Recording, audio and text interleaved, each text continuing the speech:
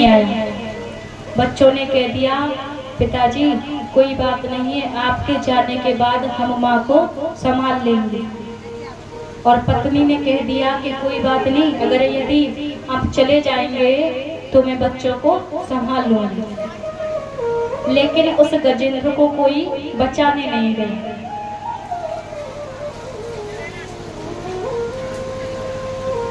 पहले तो बहुत कोशिश की अपने आप को छुड़ाने की।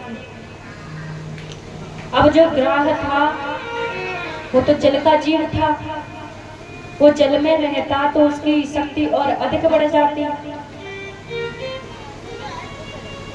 और हाथी जंगलों में रहता था, हाथी खींच के लेके आता तो ग्राह अंदर खींच के ले जाता। और जब गजेंद्र अपने आप को ग्राह की पकड़ से छोड़ने लगता तो सारा जोर लगा के ग्राह गजेंद्र को ज्यादा जकड़ लेता। एक बार भी नहीं छोड़ा उसने। महाराज नहीं छोड़ा। गजेंद्र परेशान कि मैं कैसे इसकी पकड़ से अपने आप को छुड़ाऊं। गजेंद्र ने लाखों बार कोशिश करी, लेकिन ग्राह की पकड़ से वो बच नहीं पा रहा था। ग्राह की शक्ति जल में अधिक बढ़ती जा रही थी और गजेंद्र की शक्ति छूटती जा रही थी, निकलती जा रही थी।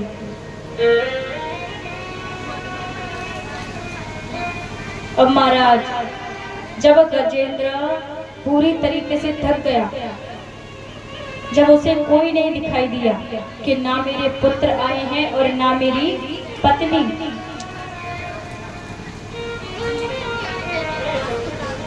मैया गजेंद्र था जानवर। जानवर कभी पढ़ने जाते हैं क्या? अनपढ़ था,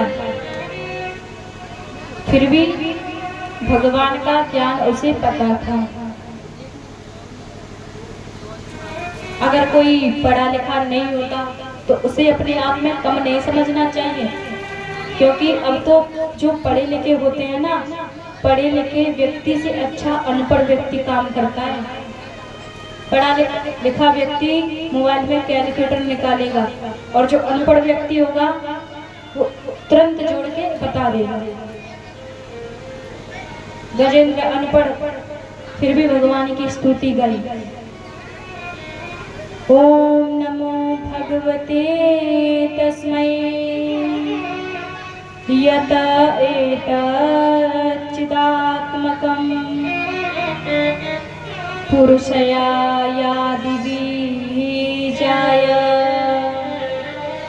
परेशाय धीमहि। आप तो भिन्न भिन्न रूप रचने में आपका तो ये कार्य है, आप तो भिन्न भिन्न रूप ले सकते हैं, आपके लिए कुछ भी असंभव नहीं है। और महाराज आपकी यश कीर्ति का तो देव भी क्या करते हैं? आदर करते हैं, सम्मान करते हैं। और जो आप कार्य करते हैं ये दूसरा क्या करेगा? न विद्यते यस्य च जन्म कर्म वा न नाम रूपे गुण दोष एव वा तथापि लोकाप्यय संभवाय च।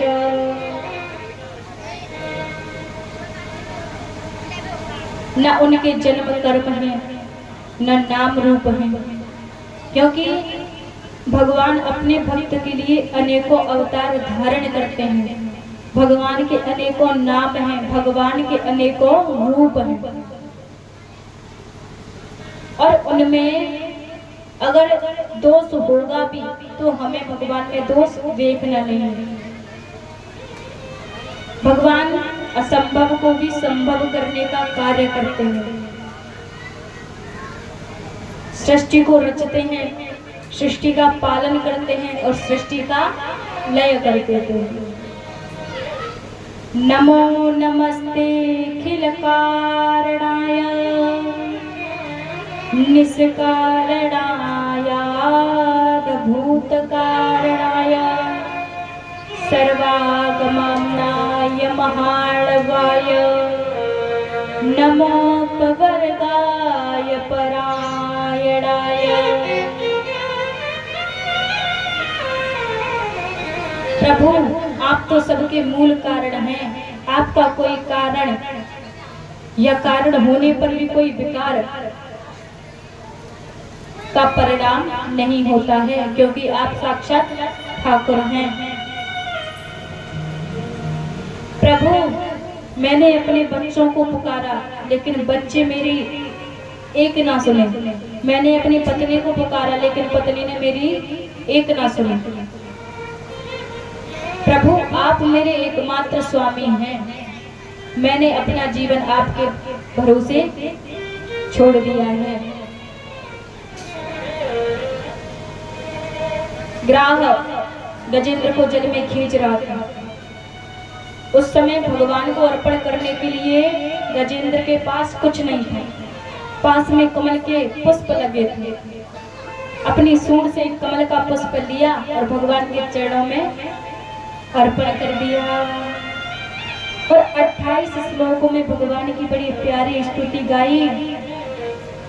और जब स्तुति गाई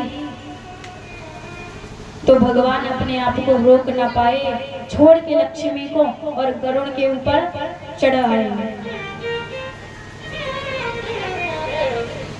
सुदर्शन चक्र लिया अपने भगवान ने हाथ में और सबसे पहले ग्राह को तारा।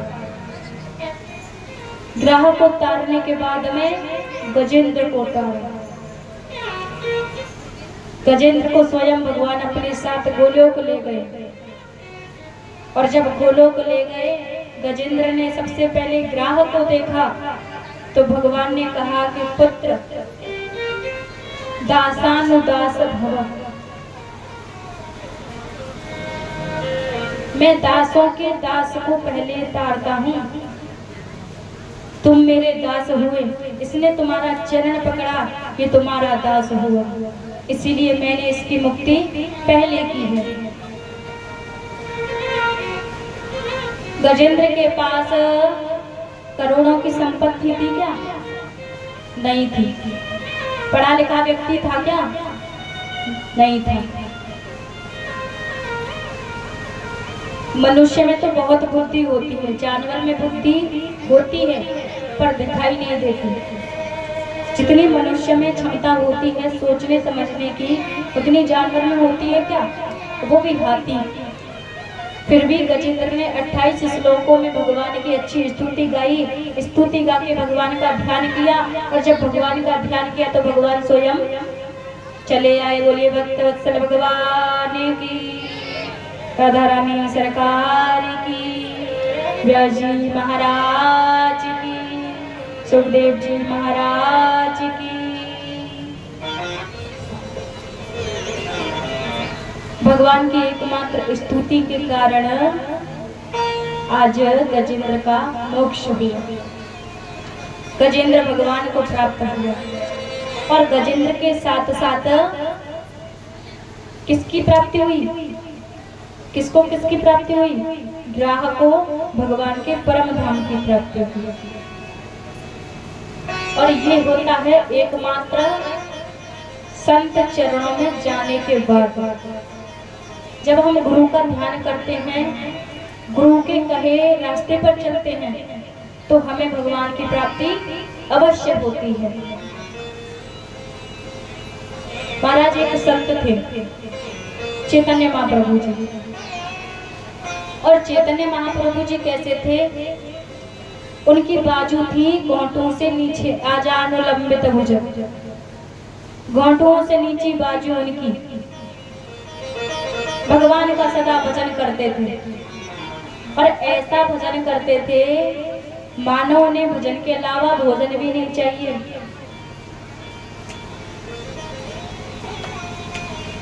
इतना सुंदर भजन।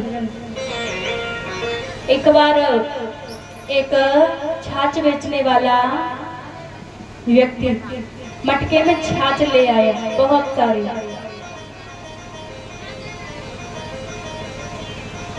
महाराज छाछ बेच रहा था, घर से लेट निकला था, थोड़ा देरी से निकला था। अब छाछ बेचने के लिए परेशान, कोई लेगा या ना लेगा। अब क्या हुआ, जब छाछ बेचने निकला तो सामने मिल गए महाप्रभु जी। महाप्रभु जी को देखा उस व्यक्ति ने, स्तब्ध रह गए। स्तब्ध का अर्थ है खड़े रह गए। उन्हें संत को देख के, संत की पहचान क्या होती है, संत को देख के हम जहाँ खड़े हैं वहीं खड़े रह जाए। संत को देख के वहीं खड़े के खड़े रह गए। प्रणाम किया। महाप्रभु जी ने पूछा, अच्छा क्या बेच रहे हो तुम? छाछ बेचने वाले ने कहा, अरे प्रभु जी छाछ बेच रहा हूँ, आपको पीनी है क्या? महाप्रभु जी ने कहा, अगर पिलानी है तो दे दो, पी लूंगा। उस व्यक्ति ने सोचा कि जहाँ एक गिलास में 10 रुपए में बेचूंगा, ये प्रभु जी पी लेंगे तो दे दूंगा। प्रभु जी ने मटका लिया, लगाया, मुंह से गट गट गट करके सारा पी गई। एक भी बूंद नहीं छोड़ी मटके में। और जब एक बूंद भी नहीं छोड़ी तो बड़ा खुश हुआ कि चलो जहाँ एक एक गिलास बेचता फिरता, आज इन्होंने मेरी सारी छाछ पी ली। हमारा छाछ पी ली तो महाप्रभु जी से कहा, सारे में थोड़ा दान पानी, कुछ दान पानी दे देते। महाप्रभु जी ने कहा, अरे तुम्हें छाछ पिलाने से पहले हमको देखा नहीं था क्या? हमारे पास ना तो जेब है ना ही थैला है, हम अपने पास धन ला के नहीं चलते हैं। अब तो वो बहुत दुखी हुआ। अब महाराज, उस व्यक्ति ने कहा, देखो महाराज, मुझे लगा कि आप पैसे दे देंगे तो मैंने अपनी छाछ का गड़ा आपको सारा दे दिया, थोड़ा हो जाता दान पानी तो ठीक रहता, मेरा खर्चा चल जाता घर का। महाप्रभु जी ने कहा, देखो मेरे पास कुछ नहीं है, मेरे पास है तो केवल राधा नाम का धन। संतों के पास क्या धन होता है? राधा नाम का धन। उन्होंने कहा कि हमारे पास तो राधा नाम का धन है। हमारो धन राधा श्री राधा श्री राधा, हमारो धन राधा श्री राधा।